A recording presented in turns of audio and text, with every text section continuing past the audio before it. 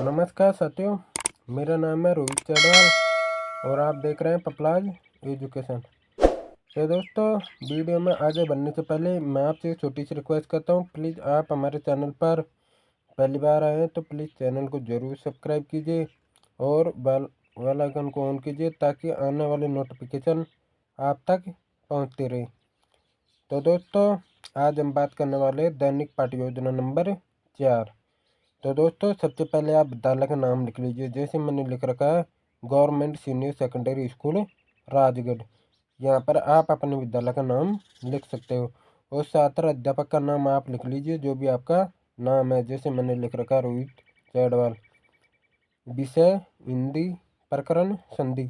तो दोस्तों, आप वीडियो को शुरू से लेकर एंड तक जरूर देखना, जब जाकर ये आपके दैनिक पाठ्य योजना समझ में आएगी। हम बच्चों को कैसे पढ़ाते हैं और हमें नोटबुक में कैसे बनाना। तो दोस्तों, दिनांक में आप लिख लीजिएगा। जिस दिन आप स्कूल या कॉलेज में आप प्रस्तावना कौशल पढ़ाओगे उस दिन की आप इसमें दिनांक सेलेक्ट कर लीजिएगा। कक्षा 6 कालांश पहला, दूसरा, तीसरा, चौथा, जो भी आपका कालांश होगा वो आप अपने अनुसार सेलेक्ट कर लीजिएगा। समय 40 से 45 मिनट। तो दोस्तों, कई स्कूलों में समय 30 से 35 मिनट का भी होता है, कई में 40 मिनट का भी होता है, कई में 45 मिनट का भी होता है। जो भी समय आपके विद्यालय से संबंधित हो वो समय आप अपने अनुसार सेलेक्ट कर लीजिएगा। फिर दोस्तों, हम आगे बढ़ते हैं सामान्य उद्देश्य। अब सामान्य उद्देश्य में आपको लिखना है 4 उद्देश्य आपको लिखना है। पहला उद्देश्य आपको लिखना है विद्यार्थियों में हिंदी विषय अध्ययन के प्रति रुचि उत्पन्न करना। फिर दूसरा उद्देश्य आपको लिखना है विद्यार्थियों में रचनात्मक प्रवृत्तियों को प्रोत्साहित करना। तीसरा उद्देश्य आपको लिखना है विद्यार्थियों में तर्क शक्ति का विकास करना। चौथा उद्देश्य आपको लिखना है विद्यार्थियों में मानसिक शक्ति का विकास करना। तो दोस्तों, ये थे हमारे सामान्य उद्देश्य। तो ये 4 उद्देश्य आप ध्यान रखिए। फिर दोस्तों, हम आगे बढ़ते हैं। विशिष्ट उद्देश्य में आपको ज्ञानात्मक, अवबोधात्मक और अनुप्रयोग इस प्रकार की कौशल आपको इसके अंतर्गत लिखने। और अप्रेषित व्यवहारगत परिवर्तन के अंतर्गत जिस प्रकार बच्चों के व्यवहार में जो परिवर्तन होगा उसी को हम अप्रेषित व्यवहार परिवर्तन के अंतर्गत लिख देंगे। तो दोस्तों, हम विशिष्ट उद्देश्य में ज्ञानात्मक उद्देश्य के अंतर्गत हम लिख देंगे।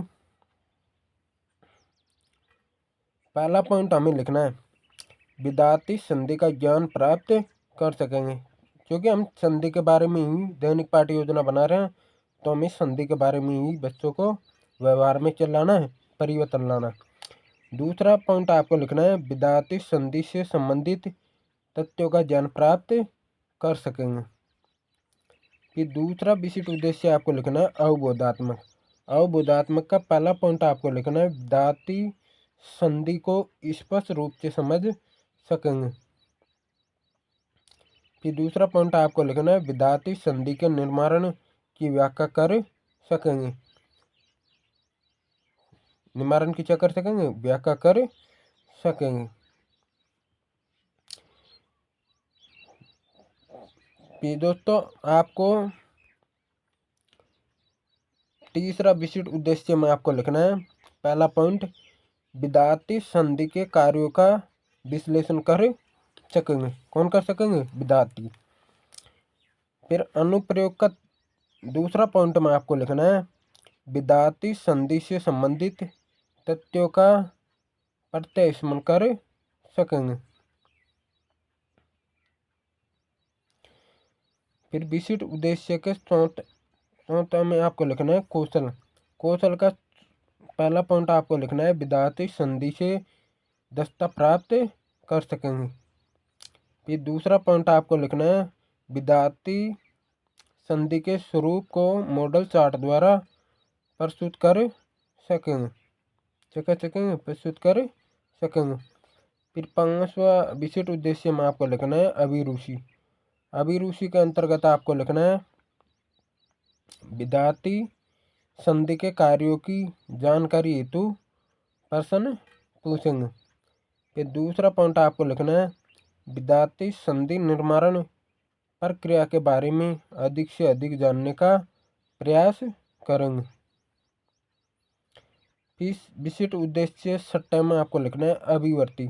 अभिवर्ती के अंतर्गत पहला पॉइंट आपको लिखना है, विद्यार्थी संधि के कार्यों के बारे में अपनी भावना प्रकट कर सकेंगे।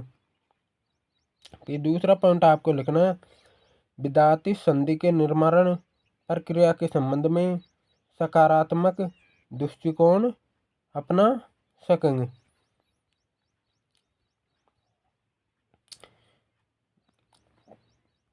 फिर दोस्तों आपको सहायक सामग्री लिखनी है, श्यामपट, चौक, दस्तर, संकेतक आदि। शिक्षण विधि हमारी व्याकरण विधि हो जाएगी।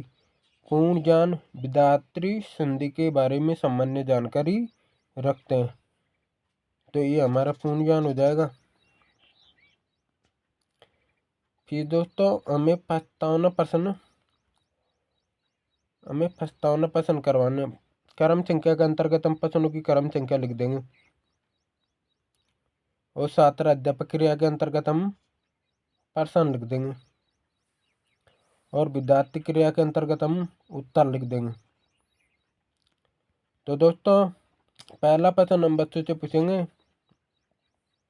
हिंदी भाषा के दोनों वर्णों का नाम बताइए। हिंदी भाषा के दोनों वर्णों के नाम बताओ। तो बच्चा बताएगा स्वर और व्यंजन। फिर दूसरा प्रश्न हम बच्चों से पूछेंगे, कुछ व्यंजनों के नाम बताओ। तो बच्चा बताएगा क, ग, ग आदि। फिर तीसरा प्रश्न हम बच्चों से पूछेंगे, क वर्ण किन दो वर्णों से मिलकर बना है। तो क और ए से मिलकर बना है। फिर चौथा प्रश्न हम बच्चों से पूछेंगे, क प्लस ए को जोड़कर क लिखने को क्या कहते हैं। क प्लस ए को जोड़कर क लिखने को क्या कहते हैं। तो बच्चा बताएगा संधि। क्या बताएगा? संधि। फिर पांचवा प्रश्न हम बच्चों से पूछेंगे, संधि के बारे में आप क्या जानते हैं।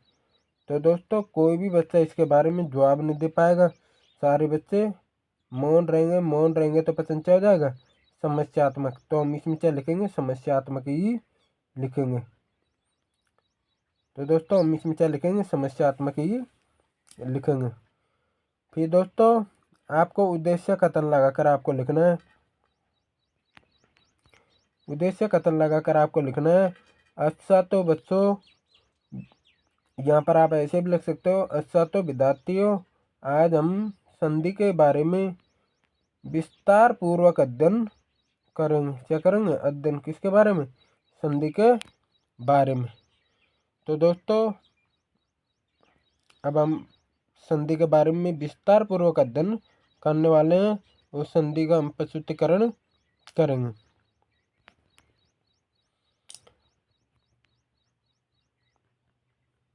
तो दोस्तों शिक्षण बिंदु के अंतर्गत हम टॉपिक लिख देंगे, प्रकरण लिख देंगे और छात्र अध्यापक क्रिया के अंतर्गत हम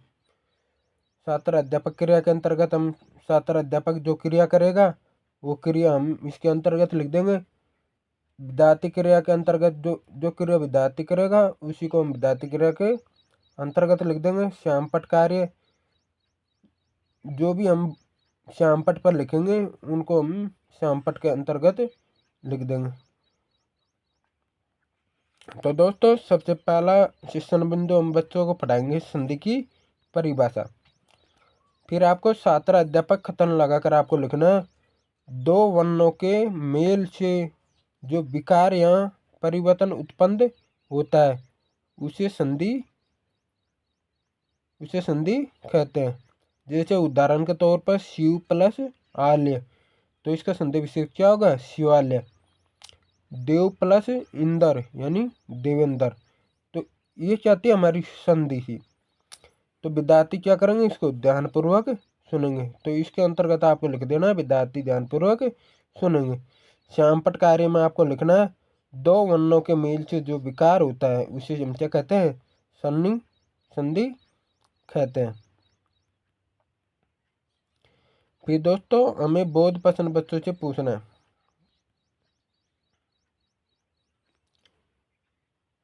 सातरों माह प्लस आयुष्य को मिलाने पर क्या बनेगा? माह प्लस आयुष्य को मिलाने पर क्या बनेगा? तो बच्चा बताएगा मास्य। क्या बताएगा? मास्य।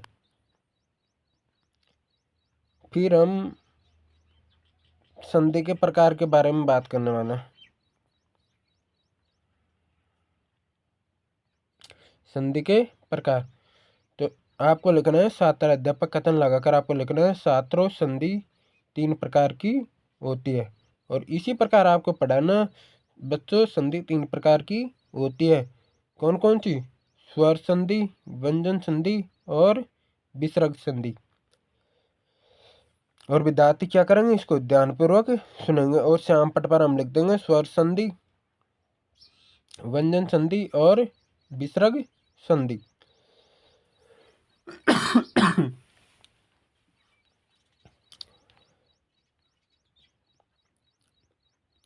फिर हम छात्रों से पूछेंगे संधि कितने प्रकार की होती है।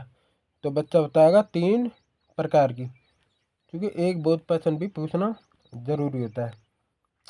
तो हम छात्रों से पूछेंगे छात्रों संधि कितने प्रकार की होती है। तो बच्चा बताएगा 3 प्रकार की। फिर हम तीनों प्रकारों के बारे में बच्चों को बताएंगे। सबसे पहले हम स्वर संधि के बारे में बताएंगे।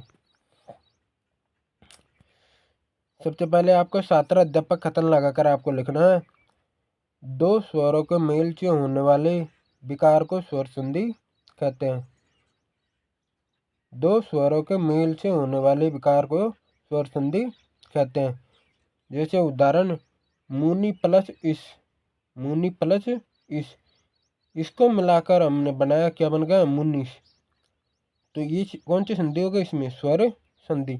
और विद्यार्थी क्या करेंगे? ध्यानपूर्वक सुनेंगे और श्याम पट पर आपको लिख देना स्वर, व्यंजन तथा विसर्ग संधि के उदाहरण।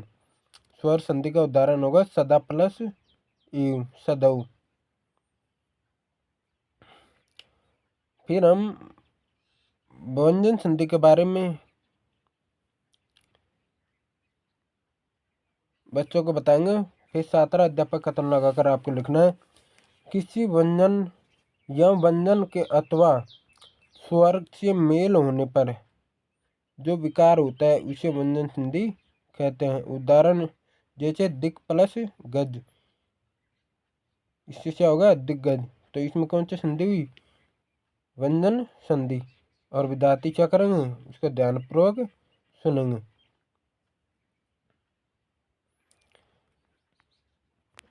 फिर हमारी व्यंजन संधि हो जाती है जगत प्लस इस, यानी जगदीश।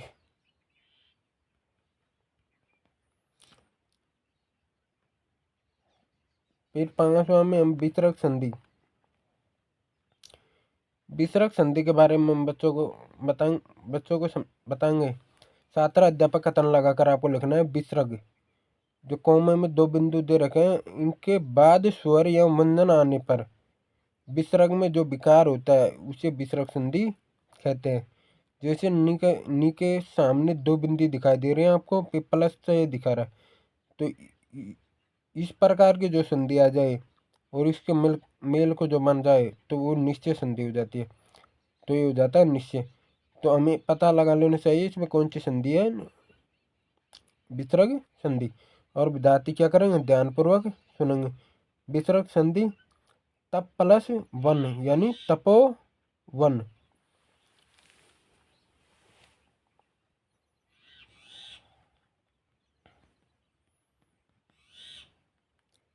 फिर दोस्तों हमें पुनरावृत्ति प्रश्न बच्चों को पूछना है। पहला प्रश्न हमें बच्चों से पूछना है संधि कितने प्रकार की होती है। इसका जवाब बच्चा देगा। दूसरा प्रश्न हम बच्चों से पूछेंगे विसर्ग संधि किसे कहते हैं। फिर एक प्रश्न हम बच्चों को गृह कार्य दे देंगे संधि को परिभाषित करते हुए 5 उदाहरण लिखकर लाना। इस प्रकार आपको लिखना है अपनी नोटबुक में। तो दोस्तों ये थी हमारी संधि के बारे में, दैनिक पाठ योजना, विषय हिंदी। तो दोस्तों इस प्रकार से दैनिक पाठ योजना बनाई जाती है, आप अपनी नोटबुक में बना सकते हो। तो दोस्तों ऐसी और प्रस्तावना कौशल देखने के लिए आप हमारे चैनल को सब्सक्राइब कीजिए और चैनल की प्ले लिस्ट में जाइए। वहाँ पर आपको हिंदी विषय के ऊपर बहुत सारी दैनिक पाठ योजना मिल जाएंगी, जो भी आपको अच्छी लगे उनमें से आप बना लेना। और लिंक भी मैं डिस्क्रिप्शन में दे दूंगा, आप चाहे तो वहाँ से लिंक पर क्लिक कर सकते हो, वहाँ से आप बना सकते हो। तो दोस्तों इस प्रकार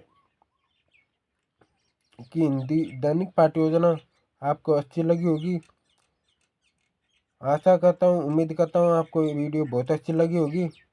तो दोस्तों वीडियो को लाइक कीजिए और चैनल को सब्सक्राइब कीजिए और अपने बीएड करने वाले साथियों के साथ में ज़रूर शेयर कीजिएगा। तो दोस्तों फिर हम आपसे मिलते हैं अगली नेक्स्ट वीडियो के साथ में। तो दोस्तों जब तक के लिए जय हिंद, जय भारत। फिर हम आपसे मिलते हैं अगली नेक्स्ट वीडियो के साथ में।